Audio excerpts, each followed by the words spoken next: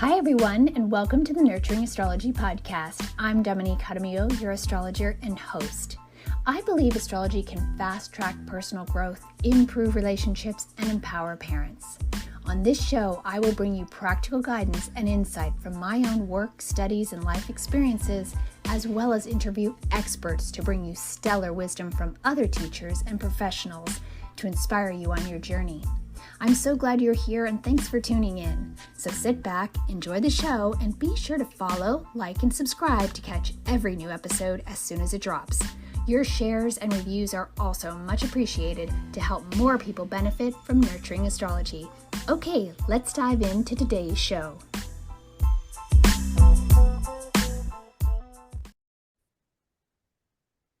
Hi, everyone. Welcome back. I'm here with Cornelia Hansen. Hi, Cornelia. Hi. And we are back to chat with you about the Ascendant and nurturing first impressions and the Ascendant of the chart or rising sign that is on the Eastern sunrise at the moment of birth. That is the Ascendant. Yes. So Cornelia is my mentor and friend and co-teacher for all of our Conscious Parenting with Astrology programs. And the latest one we had done was on the Ascendant. And so we wanted to have a little introduction to everyone about it and kind of how to delineate it, some tips and strategies to help you out in terms of really understanding what that Ascendant is, its role, and how we can integrate it into child development and nurturing our children, obviously. So why don't you kick us off, Cornelia, and let's talk about what is the Ascendant?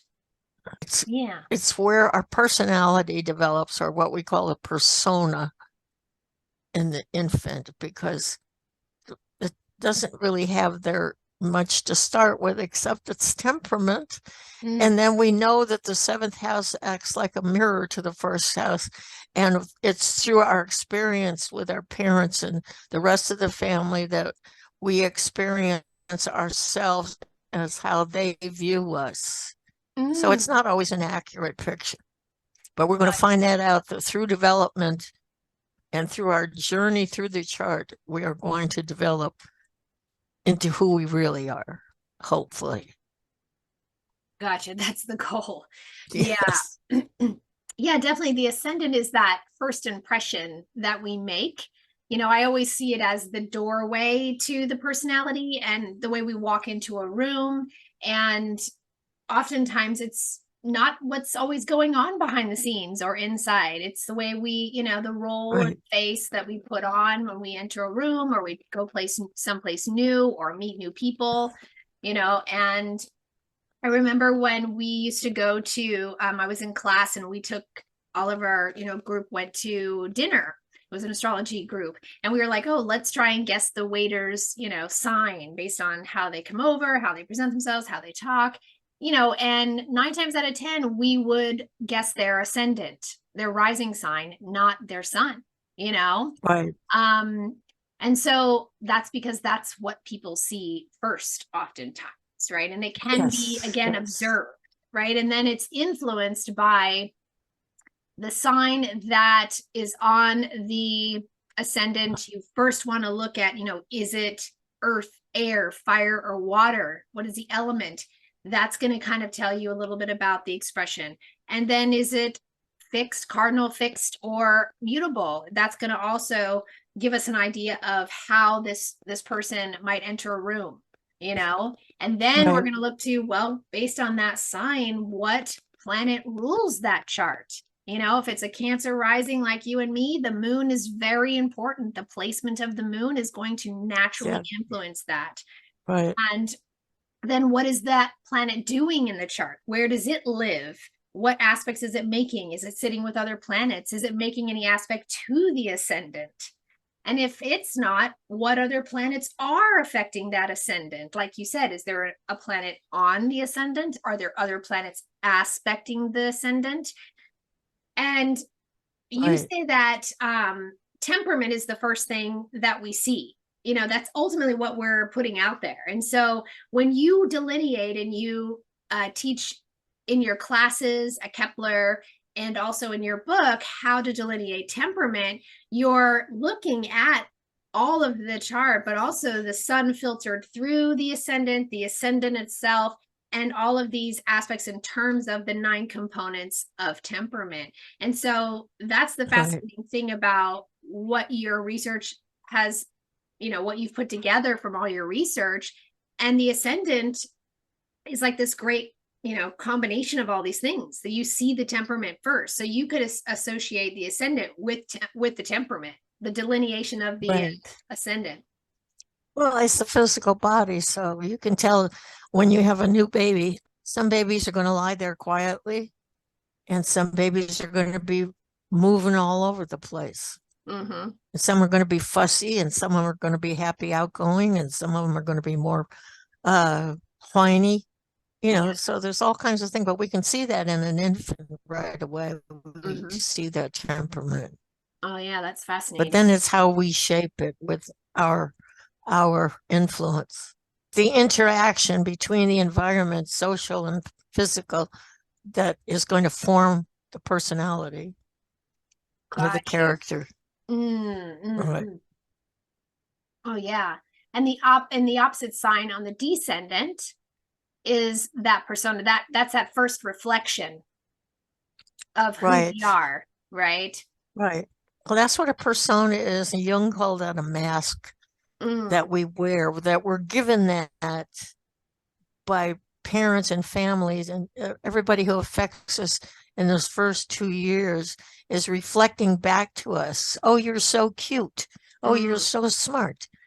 All of those kinds of things that we reflect back to the child is, in his mind, that's who he is, because you're the grown-up. You're the one that with the power. You're the one.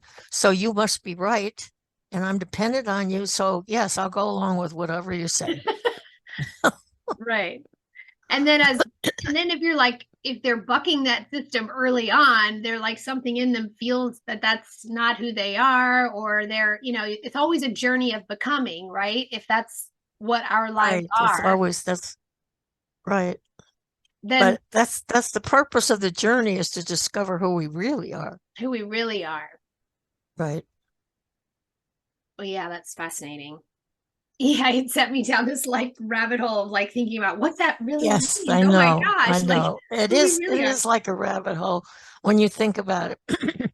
Because as the child is born at the ascendant, but he finds himself in a nest, which is the 4th house, where he's going to be comforted or not, etc., taken care of or neglected. So that's going to have a firm foundation on whether he or she develops trust or not. Then by 2 years, they go back to the ascendant, and now it's me, me, me. This is who I am. But that's going to be constantly affected by what's mirrored to us. Yes, that's what I was, I think that's where my head was going. It's like, okay, well, the 4th house being the nest, and that early childhood programming is part of it's like that T-square, right? You have the ascendant, descendant, and the 4th house is like that beginning part of okay, they say I'm this, and then this environment is making me, I went like this for the environment, the 4th house, cradling me, right? Am I safe? Am I nurtured? Am I cared for? And am I, and is this who I really am based on this family of origin and these people in my life are raising me, or whatever it is, right? Grandparents. And those first 2 years, you remember, remain in your unconscious, but they still are there. We don't have memory of them, but we still are there and affect us. And then as we grow and evolve, those things awaken, and things happen that sort of help us, figure out who we really are, separate from our families. And that's part of growth and evolution too, is as they grow up, it's okay, who am I outside of my home, or separate from my parents who've shaped me, and what do I really identify? And how are other families different than my family? Exactly. Why isn't my family like that? Yeah. Oh, that's good. That's another awakener. Yeah. And I think so bringing it back to the ascendant, I think that, for parents understanding the ascendant and being able to sort of delineate that expression, there are lots of different ways that can be seen, even if you don't know all the astrology. And you can actually observe that. Like you said, we can observe temperament. We can observe how our children enter a room or adapt in a new place. you may notice that they're very outgoing, talkative, expressive, at home. And then as soon as you go someplace, they're very quiet and shy or reserved or hiding behind, you and not sure about things. And this is because this can be the ascendant. They don't feel fully safe in the world yet. They might feel totally safe at home to be themselves and express themselves. But when it comes to the world, it's like, wait a minute, outside here, I'm not real sure. And so there can be some reservation, or they can be like, I'm going for it. You know what I mean? Like, I'm curious what's out there. I'm going to go check it out. Exactly. So that's part of that ascendant that can be observed, So if, like, for example, a teacher describes your child to you, that listening to how other people talk about your children or how they express to you your child's behavior, whether it's in class or it's the babysitter or daycare or something like that, it can give you an indicator. And then even like how to help them or to help them in relationship with other people to, hey, that's okay. You take a little bit more time to warm up. Or, she takes a little bit more time to warm up, but give her a few minutes and give her a little time and she'll be okay. And be able to inform people about the way your child, needs to enter a new place or needs to time to adapt and that kind of thing. I know. I once did an experiment in my psychology class. No, these were seniors in high school. And the object was to go to their friends and ask them to write down 10 adjectives to describe them, what kind of person they were. 10 different friends. Then they had to do their families. They had to do their families, the brothers and sisters and their parents, or even grandparents, whoever, and have them write down the 10. Then they were to go through all the lists and see which one was common in every group to describe them. Which ones were just strange. They didn't fit in with the whole rest of the thing. And then you get more of an idea of how people see you. Have other people to describe you, and you'd be surprised whether it fits or not. Yeah, and I think that you could probably delineate the ascendant and find those key words associated with it. That's right. For sure.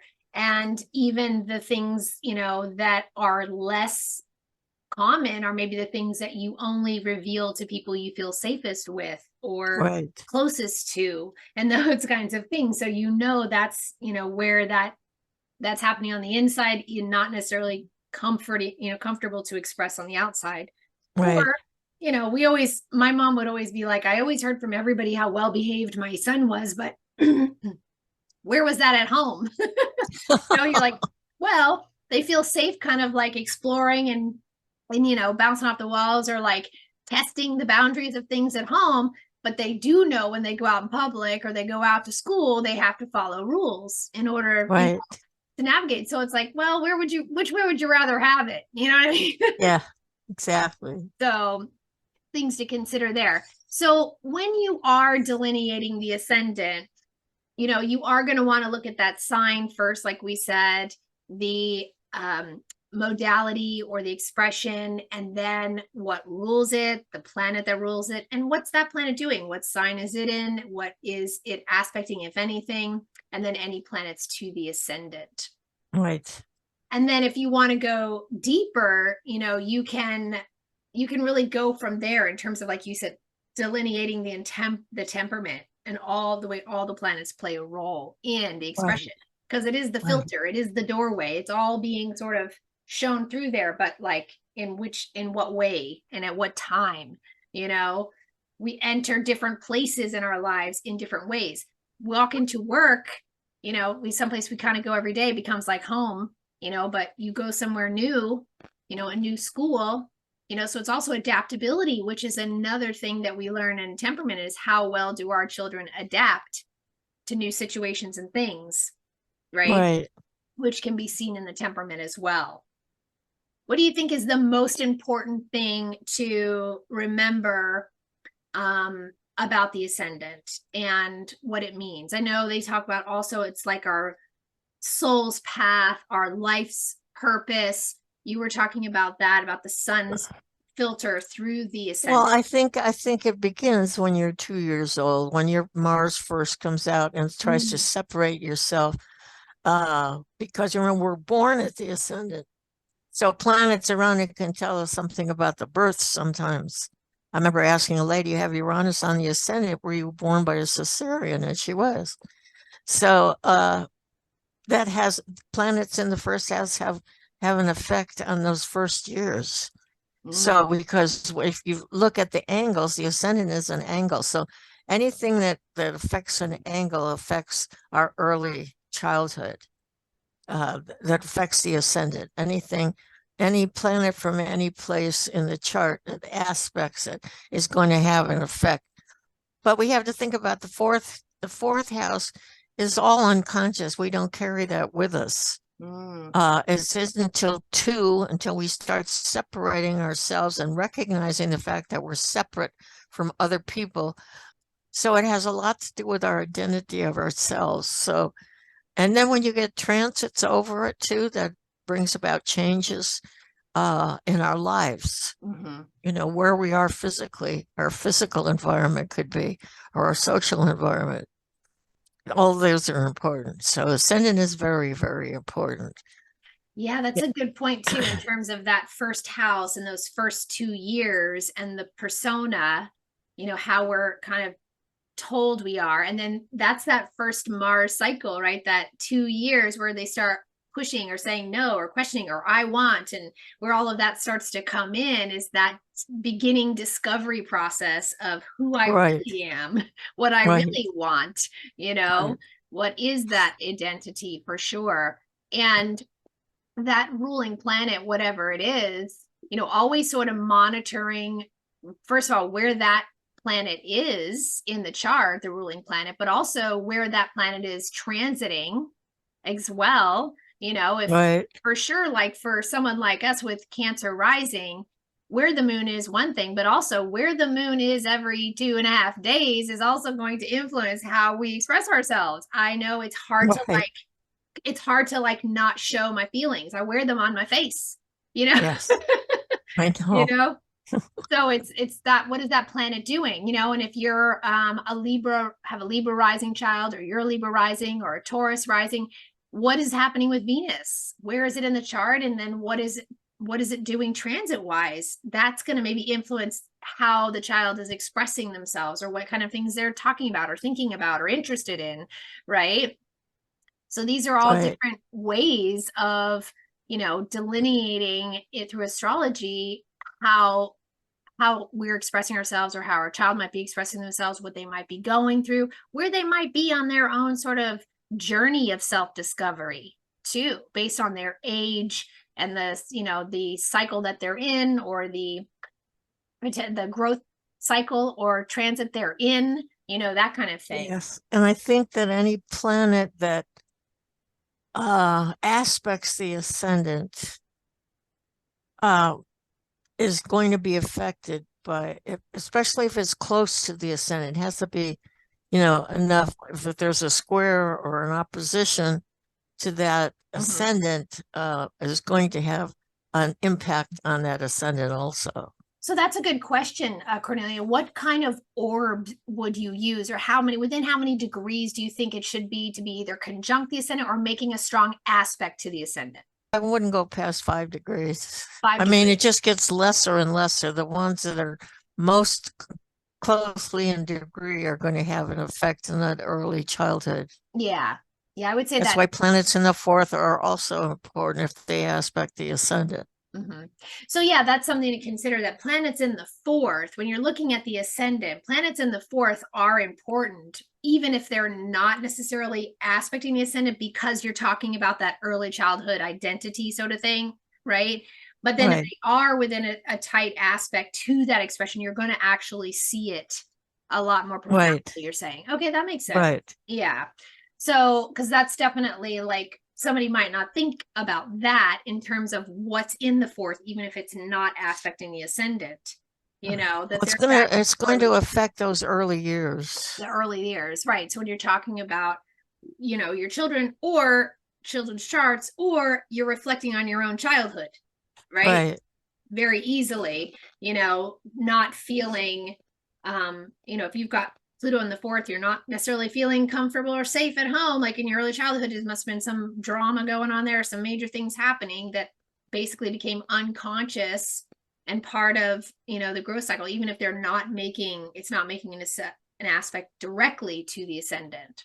Right. Yeah, that makes sense. So that's a really good thing to keep in mind as well, for sure. So even though the ascendant, like, oh, that's, the sun on the rising, that's it. Like there's a lot that goes into the ascendant. It's very powerful. It's how we meet the world. And it really is the filter through which everything, in the astrology. And any planet crossing it is going to affect you somehow or other. Absolutely. It's going to change who you are in some capacity. Your identity in some way, who you think you are, who you want to be, this reinvention, it's a great time for reinventing yourself, and it can be in combination with based on where you are in your life, if something crosses your ascendant and you're feeling like, unhappy in your job, which would be a square, then maybe it's time to like, this is what I want to do anymore. I want to change the direction of my life, because the ascendant is life. Well, I had Uranus crossing my ascendant when I was 18. And in this case, it rules my 9th house of long distance travel. It also rules it also has to do with the 10th house too, because I have Uranus from the 10th house and it's in Aries. So when that happened, I got married and he was coming to California to go to school. So I left my home and my father and went clear across the country to start a whole new life. So that Uranus fits right in with everything there, right? Doesn't it? Yes, it It does. changed my status. I went from a Miss to a Mrs. That's the 10th house. Oh, The 9th house was moving across the country. And it's in the disruption in my life with the Saturn, with it going over my ascendant. Oh, yeah. Leaving home. Yeah. Yeah, we did. We just also did a talk on the outer planets, and we went deeply into Uranus transit. So definitely check out that episode as well. Right. Yeah, so there's a lot that can be delineated. It's, the ascendant there's a reason why it's one of the power three. They call, the sun, the moon, and the rising, because it is very, very important. Even though it is a point, it is not a planet. It is simply like the sign that's on the rise at the moment of our birth. And it sets basically the snapshot of the entire birth chart, is what time you were born. That's why you need a time of birth, an exact time of birth, to understand and get your rising sign or your ascendant and know exactly how the chart is going to fall. So it's a very, very powerful position in combination with the sun and the moon. And like I said, Cornelia and I did a teaching about the ascendant and through the signs and the aspects, planets to it, for a class. And that's available now if you're interested in just diving into the ascendant. But if you want to go deeper and want more, we actually have it as part of a program with the sun and the moon being our needs and meeting our needs and our child's needs, and then also the sun and how to help nurture the healthy identity growth. And that obviously with the sun filtering through the ascendant and who we are, that's why the ascendant is so important in terms of the integration of the power three. So that combination program is available. You can actually do the sun and the moon and get the ascendant for free, or you can do them one at a time at your own pace. But, we've dove into each of these planets and placements over the last couple of years, creating these programs, and they're finally like the structure, the basics are done. And we're so excited to share those with more astrology loving parents or astrologers working with parents and families. So definitely check those out. There's lots of other programs, talks that Cornelia and I have done as well on all different aspects and approaches to conscious parenting with astrology. So check out other episodes from our chats, and let us know in the chat any questions you have about the Ascendant, anything more you'd like to know, come over to our parenting group, Conscious Parenting with Astrology Moms group on Facebook. Ask questions there. And yeah, let us know what other topics you'd like us to dive into, because Cornelia is a wealth of information and I love chatting with her.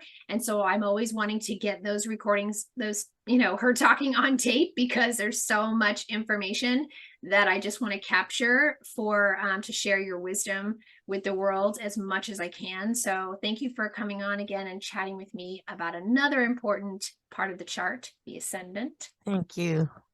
And yeah, stay tuned for more, folks. We'll talk to you soon. Thanks, Cornelia. Okay. Bye.